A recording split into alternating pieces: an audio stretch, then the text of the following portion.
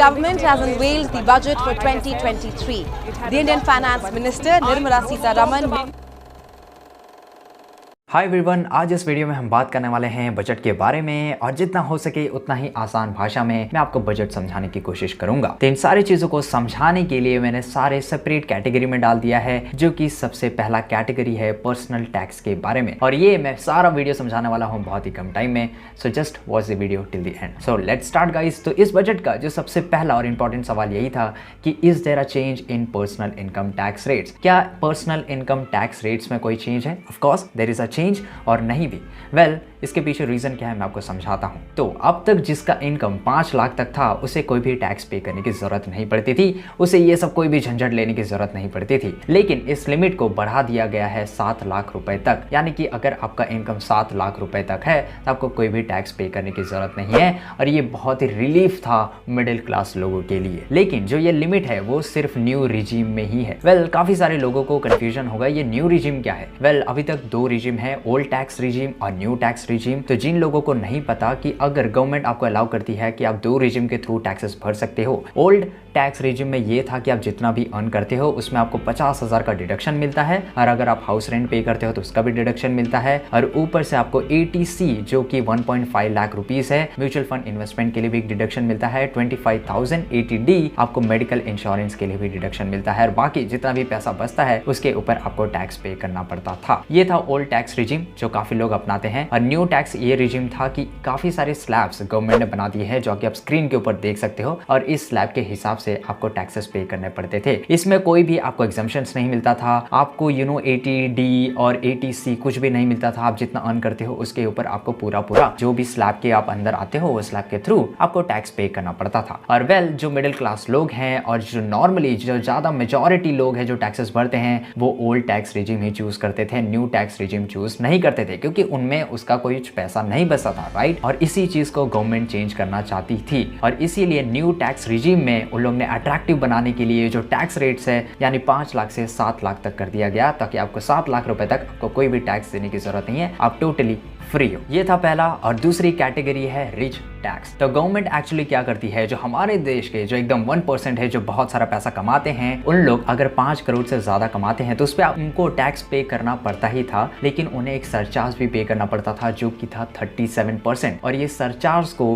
Government ने 25% कर दिया है, यानी कि कम कर दिया है, जो कि जो रिच लोग हैं उनको अब कम टैक्स पे करना पड़ेगा, जो कि उनके लिए बहुत अच्छी चीज है। लेकिन ये भी सिर्फ एक न्यू रिजीम में ही हुआ है, पुराने टैक्स रिजीम में नहीं, ये ध्यान रखिएगा। अब आप में से काफी लोगों के दिमाग में ये सवाल जरूर आ रहा होगा कि अमीर लोगों का टैक्स क्यों कम कर रहे हैं, बल्कि अमीर लोगों से तो और टैक्स लेना चाहिए। वेल, ऐसा नहीं है। अगर हम दूसरे साइड से सोचे तो गवर्नमेंट ने उनसे टैक्स लेने का एक नया तरीका ढूंढ लिया। तो बेसिकली ये समझने के लिए मैं आपको एकदम इजी एग्जांपल देता हूं कि मान लीजिए एक अमीर आदमी है, ठीक है, उसके पास 10 करोड़ के शेयर्स पड़े हुए थे, यानी खरीद के रखे थे 10 करोड़ के, और अभी उसकी वैल्यू हो गई है 25 करोड़, और उसने 25 करोड़ में बेच दिया, यानी कि उस अमीर व्यक्ति को करीब करीब प्रॉफिट हुआ है 15 करोड़ का। तो ये 15 करोड़ का वो लोग क्या करते थे पहले कि 15 करोड़ पे टैक्स जरूर देना ही पड़ेगा, तो टैक्स ना देना पड़े इसीलिए वो कोई दूसरा इन्वेस्टमेंट कर लेते थे, जैसे कोई बहुत बड़ी प्रॉपर्टी खरीद लेते थे। और अगर इसी को बोला जाता है सेट ऑफ, यानी कि 15 करोड़ का जो प्रॉफिट है, टोटली 15 करोड़ का अगर उसने कोई दूसरा प्रॉपर्टी खरीद लिया है, यानी कि उसे कोई भी टैक्स पे करने की जरूरत नहीं है। और ये अब तक चला आ रहा था, लेकिन गवर्नमेंट ने बोला कि देखो तुम ऐसा कर रहे हो, लेकिन अब हम इस पे कैप लगाएंगे, यानी कि वो मैक्सिमम 10 करोड़ तक ही खर्चा कर सकते हैं, जिसपे उन्हें कोई भी टैक्स पे करने की जरूरत नहीं पड़ेगी। यानी कि अगर आप 15 करोड़ का कोई घर खरीदते हैं तो 10 करोड़ तक आपको कोई भी टैक्स देना नहीं पड़ेगा, लेकिन जो 5 करोड़ है उसमें टैक्स देना पड़ेगा। तो इस तरह गवर्नमेंट के पास भी टैक्स आ जाता है, और इस तरह एक तरह से दिखा सकते हैं कि हम अमीर लोगों से कम टैक्स ले रहे हैं, बट दूसरी साइड से हम अमीर लोगों से पैसे ले रहे हैं। लेकिन गाइस, जो अमीर लोग हैं जो इतना सारा पैसा खर्चा करते हैं, वेल, ये 2023 नहीं 2024 से लागू होगा, तो ये चीज जरूर ध्यान रखिएगा। तीसरी कैटेगरी है फॉरेन इन्वेस्टमेंट टैक्स। तो इसमें क्या होगा, अगर आप फॉरेन के कोई कंपनी के स्टॉक्स खरीद रहे हो, शेयर मार्केट में इन्वेस्ट कर रहे हो, तो अगर आप 7 लाख रुपए से ज्यादा इन्वेस्ट करते हो तो आपको 5% का टैक्स देना पड़ता था। लेकिन गवर्नमेंट ने इस 5% टैक्स को 20% टैक्स कर दिया है, यानी कि अगर आप 1 लाख रुपए खर्चा करते हो, 1 लाख रुपए का इन्वेस्ट करते हो, उसमें से आपको 20,000 रुपए टैक्स लिया जाएगा, राइट। तो आपको टोटली 1,20,000 रुपए देना पड़ेगा। तो गवर्नमेंट ऐसा इसलिए कर रही है, तो गवर्नमेंट ये नहीं चाहती कि हमारे देश का पैसा बाहर जाए। वो देश का पैसा देश के ही कोई एसेट्स या स्टॉक मार्केट में, इकोनॉमी में इन्वेस्ट होना चाहिए, इसीलिए ये टैक्स रेट को बढ़ाया गया है। दोस्तों थैंकफुली गवर्नमेंट ने जो इंडियन स्टॉक मार्केट है उस पर कोई भी टैक्सेस नहीं ले रही है फिलहाल, जब भी स्टॉक मार्केट से हम प्रॉफिट वगैरह अर्न करते हैं या फिर म्यूचुअल फंड्स में हमें कोई एप्रिसिएशन मिलता है, थैंकफुली वो तो अच्छी चीज है। तो दोस्तों अब चलते हैं हम अगले कैटेगरी की तरफ जो कि बहुत इंपॉर्टेंट है, the health of the economy and our finances. आपको जाहिर सी बात तो पता ही होगी कि एक देश को चलाना और उसके देश की इकोनॉमी को चलाना बहुत ही टफ है, क्योंकि हम जितना खर्च करते हैं उससे कम तो हम कमाते हैं, राइट। और इस गैप को बोला जाता है फिस्कल डेफिसिट। और ये जो फिस्कल डेफिसिट है इसको कवर अप करने के लिए जनरली जो देश है, जिसमें से एक इंडिया भी आती है, वो बाहरी देश या कहीं और से पैसे उठाती है, यानी कि एक तरह से कर्जा लेती है। और जो ये फिस्कल डेफिसिट है ये और भी बढ़ जाता है, जो कि एक देश के लिए काफी बार अच्छा नहीं होता माना जाता है, राइट। लेकिन इस बार गवर्नमेंट बहुत ज्यादा खर्चा करने वाली है, जो कि 33% हायर है जितना उन लोग ने प्लान किया था। जो अमाउंट है वो है 10 लाख करोड़ रुपए।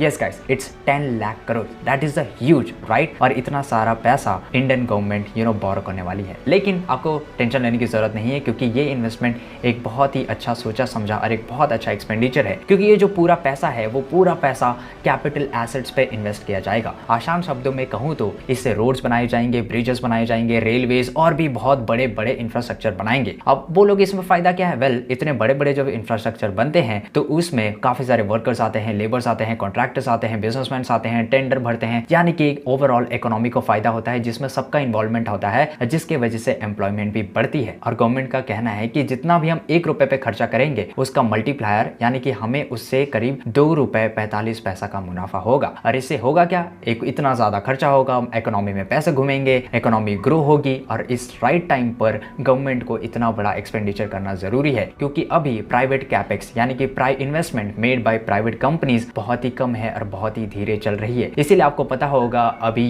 काफी सारे स्टार्टअप्स को फंडिंग उतना ज्यादा नहीं मिल रहा है एज कम्पेयर टू जितना पिछले साल मिल रहा था। और गवर्नमेंट के पास पैसा है, गवर्नमेंट को अपने देश को चलाना है, तो उन्हें ये स्टेप तो उठाना ही पड़ेगा ताकि इकोनॉमी हमेशा चलती ही रहे। और गवर्नमेंट ने यह फिगर दिया है कि जो हमारा इस वक्त अभी जो फिस्कल डेफिसिट है वो 6.4% है, जिसे नेक्स्ट ईयर तक 5.9% तक हम कम कर देंगे, जो कि बहुत अच्छी चीज है। और ईयर 26 तक ये 4.5% हो जाएगा। So cross your fingers and hope that this become true. तो वेल गाइस, यहाँ तक जो मेन इवेंट्स में थे, जो मेन कैटेगरीज से मैंने आपको एक्सप्लेन कर दिया है। लेकिन इसके अलावा भी गवर्नमेंट ने काफी सारी चीजों के बारे में बात किया है, जो कि मैं आपको बताता हूँ। ग्रीन एनर्जी एक बहुत बड़ा मुद्दा रहा बजट में। ये जो वर्ड ग्रीन है ना, इसे करीब 20 बार बोला गया है 1.5 आवर्स के स्पीच में जो निर्मला सीतारमण जी ने दिया है। और ये प्रोग्राम है, ये काफी सारे प्रोग्राम्स है, जैसे कि green fuel, green energy, green farming, green mobility, green buildings, green equipments, green policies और काफी सारी चीज में, जिसमें हम ग्रीन बेसिकली हम ये ट्राई करेंगे, यानी कि हमारा देश ये ट्राई करेगा